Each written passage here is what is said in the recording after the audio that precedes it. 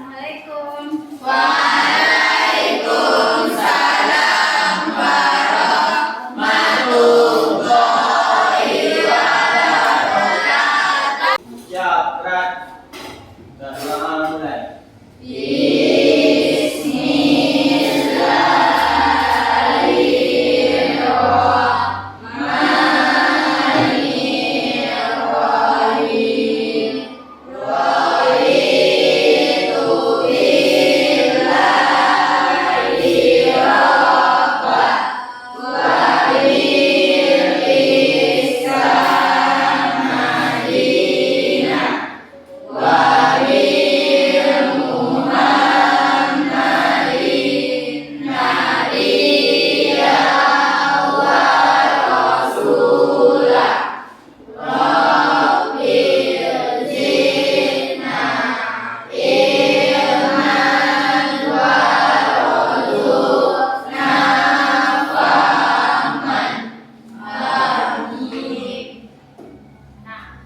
Kita lanjutkan dengan membaca surat Al-Ikhlas. Masih ada yang belum dapat surat Al-Ikhlas? Dapat semuanya kan? Sama-sama baca surat Al-Ikhlas.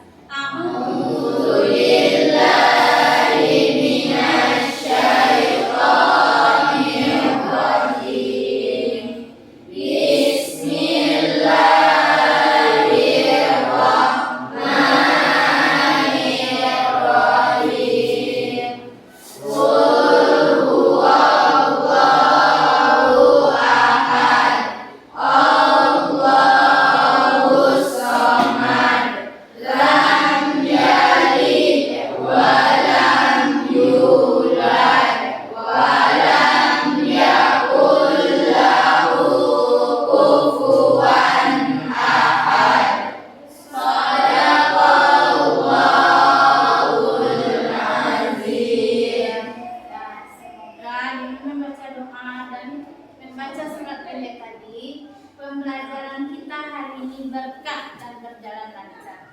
Amin. Apa kabar anak-anak semuanya? Baik. Ada sehat? Sehat. Alhamdulillah.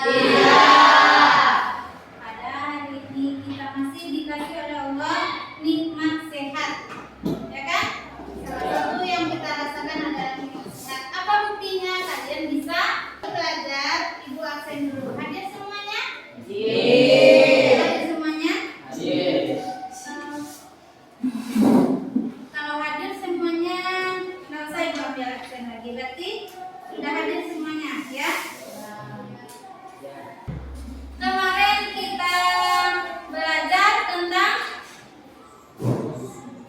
sujud tilawah. Nah, hari ini kita belajar materi baru, hakikat sholat. Sebelum ibu lanjutkan materinya, siapa yang ada sholat subuh tadi pagi? Coba angkat tangannya. Yang ada sholat subuh tadi pagi. Nah, tidak berapa orang yang tidak yang sholat subuh. 1, 2, 3, 4, 5 orang yang tidak sholat. Yang perempuan, ibu tanya dulu kenapa tidak sholat subuh? Halangan atau malas, terlambat bangun. Terlambat bangun. Nah, itu ada tujuan pembelajarannya. Ada tentang pengertian sholat. Kemudian ada nanti dalil-dalil untuk melaksanakan perintah sholat itu. Kemudian ada syarat sholat. Syarat sholat itu ada syarat wajib, ada syarat sah. Nanti anak ibu dituntut harus bisa membedakan mana yang syarat wajib, mana yang syarat sah. Ada sunnah sholat. Nah, itu fungsi sholat. Jadi salah satu gunanya sholat itu adalah mencegah perbuatan keji dan munkar. Apakah perbuatan keji dan munkar itu termasuk perbuatan yang bagus? Ya. Jadi perbuatan keji dan munkar itu termasuk ke dalam perbuatan yang tercela. Di sini ibu punya beberapa potongan kartu. kita dalam materi ini akan menggunakan pembelajarannya dengan kapsel atau metode kartu. Pakai kartu. Nanti tugas anak ibu adalah mencocokkan kartu sesuai dengan tujuan pembelajaran kita. Silakan nanti berkreasi dalam kelompoknya, mana yang cocok, contohnya mana yang pergantian sholat, mana yang dalil-dalilnya, mana yang tujuan, mana yang syarat-syaratnya. Bisa? Bisa. Nah, silakan buat nanti kartu-kartunya itu sebagus mungkin ditempel di kertas karton. Bisa? Bisa. Nah, kelompok 1 Dani, Hanafi, Rangga Ranggi, Faris, Aziz. Kelompok 2 Ramadhani, Kaila, Ayumi, sama Kira. Kelompok 3 Nur Fadila, Zafa, Maulana, sama Nadifa Aiki. Jadi ada 4 kelompok, masing-masing kelompok ada 5 dalam satu kelompok. Nah, silakan duduk per kelompok. Nah, silakan keluarkan kertas kartonnya yang sudah dibagikan. Kelompok 2, mana kertas kartonnya kelompok 3? Nah, silakan keluarkan. Ada bahannya lem, gunting. Nah, ini kartunya. Silakan cermati kartunya dan cocokkan.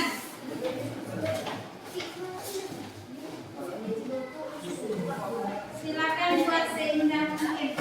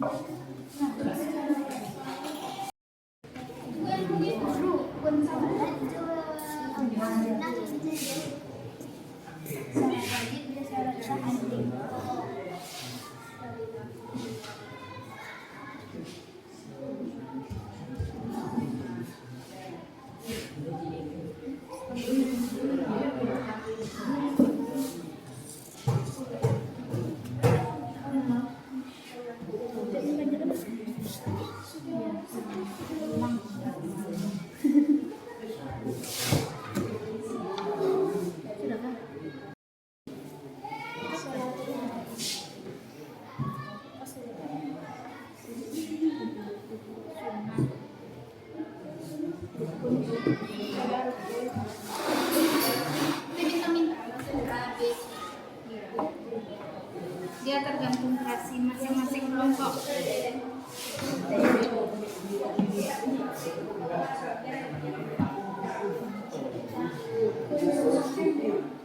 Kalau tulisan pakai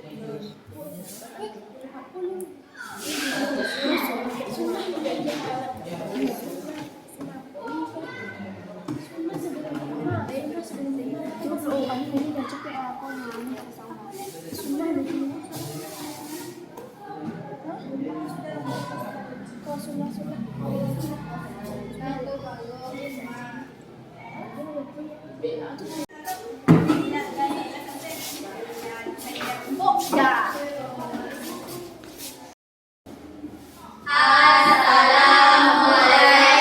warahmatullahi wabarakatuh. Waalaikumsalam warahmatullahi wabarakatuh. Kami dari kelompok 3 akan mempresentasikan hasil diskusi kami tentang hakikat sholat, pengertian dan dalil sholat yang akan dibacakan oleh Maulana. 1. Pengertian salat. Salat secara bahasa berarti doa. Secara istilah, salat adalah ibadah yang terdiri dari ucapan dan perbuatan tertentu yang dimulai dengan takbir dan diakhiri dengan salam. 2. Dalil-dalil tentang perintah salat. 1. Quran surah Al-Baqarah ayat 43. 2. Hadis riwayat Bukhari dan Muslim. Syarat-syarat sholat akan dijelaskan oleh Aini. 3. Syarat wajib salat. 1. Islam. 2. Balik. 3. Berakal. 4. Suci dari haid dan nifas. 5. Mendapat seruan Allah. Syarat sah salat. Suci dari hadas besar dan kecil. Suci badan, pakaian dan tempat. Menutup aurat. 4. Masuk waktu salat. 5. Menghadap kiblat. 6. Niat. Selanjutnya rukun sholat dan sunnah sholat yang akan dijelaskan oleh Dada. Rukun sholat atau niat. 2. Takbiratul ihram. 3. Tegak berdiri betul. 4. Baca Al-Fatihah. 5. Rukuk. 6. Iktidal dengan tumanina. 7. Sujud dengan tumanina. 8. Duduk di antara dua sujud. 9. Duduk tasyahud akhir. 10. Membaca tasyahud akhir. 11. Membaca selawat atas Nabi. 12. Salam. 13. Takbir. Sunnah sholat. 1. Doa kita. 2. Mengangkat tangan saat takbir. 3. Membaca surat setelah Al-Fatihah. 4. Tasyahud awal. 5. Itulah hasil presentasi dari kelompok kami. Jika ada teman-teman dari kelompok lain ingin bertanya, silakan bertanya. Silakan kepada kelompok 2. Kami dari kelompok 2 akan memberikan pertanyaan.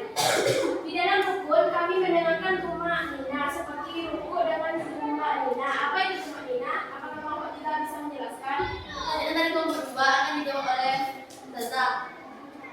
Tunggu dulu, Zak. Setelah diskusi tentang materi sholat, apakah sudah paham tentang sholat? Kalau sudah paham tentang syarat wajib sholat, syarat wajib sholat, syarat sah sholat, sunnah di dalam sholat. Nah, di dalam sunnah, misalkan lupa kita membaca ayat pendek setelah surat pendek setelah membaca surat Fatihah, apakah sholat kita sah? Hah? Sah. Kenapa? Karena itu termasuk ke dalam sunnah. Namun, kalau rukun yang tinggal, itu sholat kita tidak sah. Jadi, anak ibu harus paham mana yang syarat sah, mana yang syarat wajib, mana yang sunnah, mana yang rukun. Nah, di dalam materi kita tadi ada yang tidak disinggung. Apa? Hal-hal yang membatalkan sholat. Sudah tahu apa itu hal-hal yang membatalkan sholat? Apa itu? Salah satu hal-hal yang membatalkan sholat. Buang air besar, buang air kecil, buang angin, pakaian najis, bersentuhan kulit laki-laki dan perempuan yang bukan muhrim mahram. Nah, itu akan mengakibatkan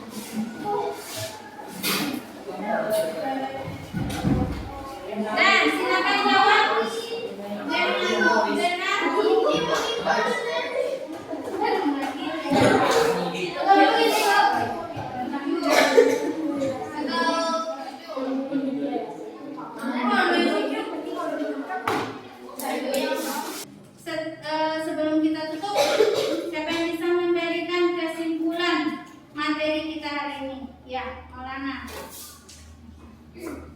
Jadi kesimpulannya adalah salat adalah ibadah yang terdiri dari ucapan dan perbuatan tertentu yang dimulai dengan takbir dan diakhiri dengan salam dengan bacaan-bacaan tertentu. Dalil yang memerintahkan salat terdapat pada surat Al-Baqarah ayat 43 dan terdapat dalam hadis riwayat Bukhari dan Muslim. Di dalam salat terdapat syarat-syarat salat, di antaranya syarat wajib salat adalah Islam, balik, berakal. Syarat Terima kasih kita ucapkan kepada Rana. Ya, bagus sekali kesimpulannya. Kesimpulannya sudah selesai sempurna dari awal pengertian sampai hikmah. Kasih tepuk tangan dulu. Kita berharap anak ibu semuanya bisa menyimpulkan materinya, bisa memahami materi dan mempraktekkannya di rumah. Nah, refleksi kita hari ini, siapa yang bisa memberi tanggapan tentang pembelajaran kita hari ini? Ya, Nur Fadila. Menurut saya, belajar dengan berdiskusi atau berkelompok lebih mudah dipahami dibandingkan belajar dengan cara sendiri. Ya. Menurut Fadila itu berdiskusi dengan kelompok menggunakan kartu itu materinya mudah dipahami dan dibandingkan dengan mencari sendiri materinya atau belajar sendiri. Ya. Terus sebelum kita pulang, mari kita sama-sama untuk berdoa